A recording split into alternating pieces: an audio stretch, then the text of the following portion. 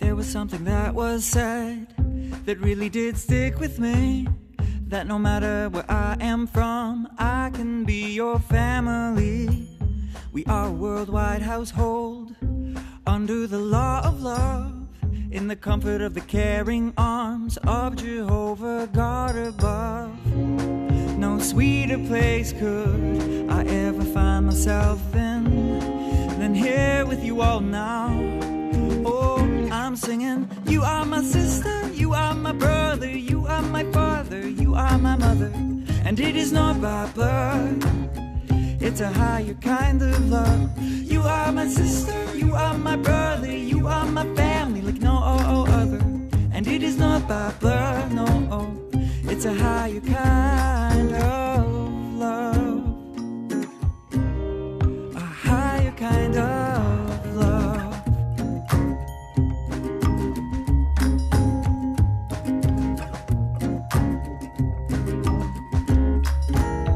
It's as certain as the sunrise, it's a written guarantee.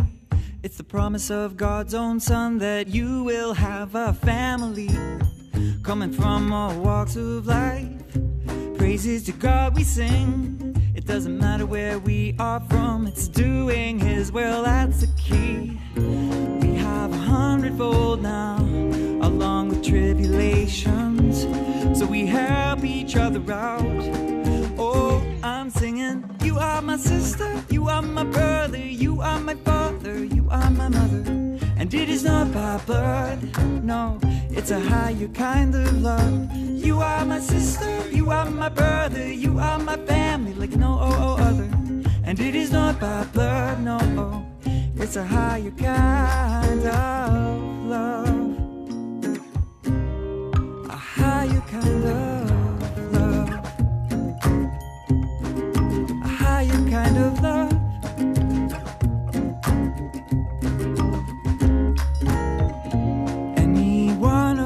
Could stumble and fall in our life, but then our brother comes along at just the right time. There was something that was said that I have really seen, that no matter where I am from, I can be your family, yeah. Oh, I can be your family.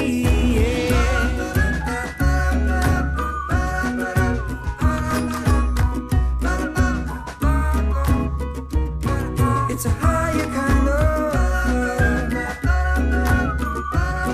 It's a higher kind of love.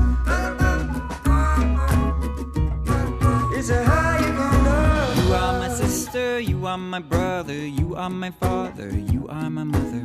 And it is not by blood, it's a higher kind of love. You are my sister, you are my brother, you are my family like no other. And it is not by blood, no, it's a higher kind of love. Good morning everybody, Shift Your Mindset here with a new episode. We've seen the music video of the new broadcast of 2025 October. And it seems like a simple song. Not the best voices, not the best edited song, but it seems like a very simple song. But there is a lot of psychological danger in this song. And let's unpack why. Because you are my sister, you are my brother, you are my father, you are my mother, you are my family, etc., etc. Seems so loving, but within high control or closed religious systems, it carries something that's about a social function. Why? The first one I notice, it redefines family loyalty. Why? Because real family ties are replaced with spiritual family. So your parents, your siblings, your children, they are replaced with spiritual family inside the organization. Members of that organization are being conditioned to feel more loyalty to that family within the organization, your father, your brother, your mother, than towards your actual relatives. And that's what we experience on a daily basis. We, as a son or daughter, are replaced by people in the organization where you have no family ties with. They replace you, and that's family loyalty redefined. And the second thing that I noticed concludes from this because it normalizes separation from non-members. So if I'm leaving the organization, then I'm no longer family. So the whole family thing is being reshuffled. And it justifies the shunning, it justifies the removing of people, even if it's your own children or your own parents, because morally they are correct in doing that. So you see what a simple song does, replacing your real relatives with family within that organization. People you don't even know your whole life, but suddenly it's everything you need. The third one is by saying this in the literature, in the watchtowers, in a music video, it strengthens the emotional dependence on the organization. Because all the love comes from that organization. You don't need family outside of the organization. You don't need relatives. You don't need your worldly nieces, uncles, etc. Because everything you need is in that organization. So with all that support from that organization, you're going to identify as one in that organization. And if you leave that group, it feels like losing everybody and everyone. And that's what we experienced. We had no social support. We had no social network. We had nothing when we left. And that's what this organization is doing. It isolates you because everything you need is in that organization, according to Watchtower. And that keeps people compliant. That keeps people that they don't want to lose that connection because it's the only connection they still have because they gave up everything outside that little bubble. The fourth thing what it does in this song, your individuality is gone. And that's what I say in a lot of my videos. The individual, you as an individual, is being replaced by the group. Everything that's about you is now about the group. So you lose your own identity. You lose your authentic self. You lose your own expressions. You lose your own way of thinking. You lose your critical thinking that you had from birth, because you're going to identify with the group mentality. What's important for the group is suddenly important for you. Songs, repetition, all those emotional things reinforce that real love equals obedience. And of course, unity with the organization. So, personal, your own, yes, even your own connection with God becomes secondary to loyalty to the governing body. And that's what it is. And they are smart because you can read it in the literature. You can read it everywhere in the watchtowers. But what's about a song? A song can hit you hard. Some songs can take you back to a memory, can get you emotional. Even you can be crying because those words and that song remind you of a certain thing that happened in life. You know the exact date, you know the exact scene where you were in, the circumstances you were in. That's how powerful a song is. And this musical bypass rational thinking. It bypasses you critically thinking. Go straight to your emotion, go straight to your memory. And what is your memory as a Jehovah's Witness?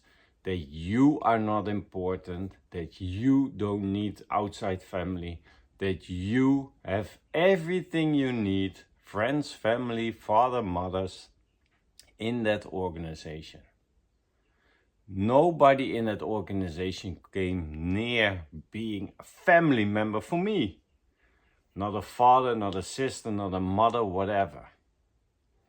Why? Because it's not based on unconditional love. I have now father-in-law, I have a mother-in-law. They don't agree with everything that me and my wife are doing, the choices that we make in life. But they would do it differently. That's what they say. And if I ask them, they give their opinions. Otherwise, they don't give their opinions. We are adults. We are living our own life. We are living in a different time, in a different era. They would have things done a certain way. We do it the other way. But they don't feel like we are doing something wrong. We just do it differently. And that's how it should be. To respect each other, to let people make their own mistakes if you think it's a mistake, or it's just a learning moment. It's just how you look at the things and they change. So that message in that song is internalized as being the truth. It creates emotional bonding to the group, but not to you as an individual. So this, in what's happening now in this broadcast, with this song, it's just a classic technique from high controlled religions. It's emotional conditioning because, oh yeah, a song, it's catchy or whatever, but if you look at the meaning of the song, it connects with your memory and your emotion. And that's why it's dangerous. That's why people who are not Jehovah's Witnesses, but her parents still are, and maybe watching your child while you're working, don't want them to play those original songs or those songs from the Jehovah's Witness website. Because it will slowly let the child abandoning his own critical thinking, his ability to think for themselves. And instead you get someone who's reliant on group thinking. Nothing can replace your real parents. No one can replace my mother who died. Nobody can replace it. That memory I have of her, that connection I had with her, nobody can replace that. But Jehovah's Witnesses are so busy trying to manipulate all those things. We are your brother, we are your father, we are your mother. You don't need everybody, just be happy in our group.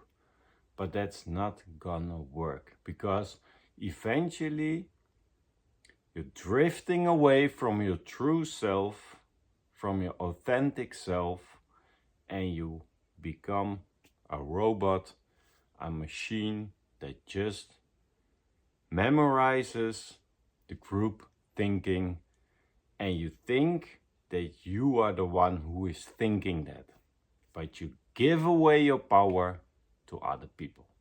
So take a notes from this, take a lesson from this. If you are being a Jehovah's Witness or you are wanting out, this is how you get manipulated and get further and further away from your true self. And that's a shame, that's a pity, because you are so powerful as an individual. You can make your own decision. You have a moral compass. You have everything you need inside yourself.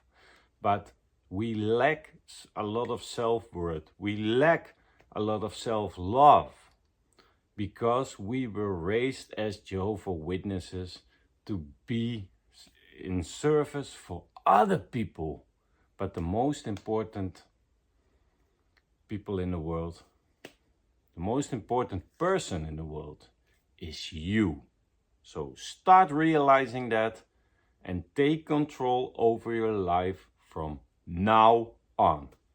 Thank you guys for watching. We see each other on the very next episode.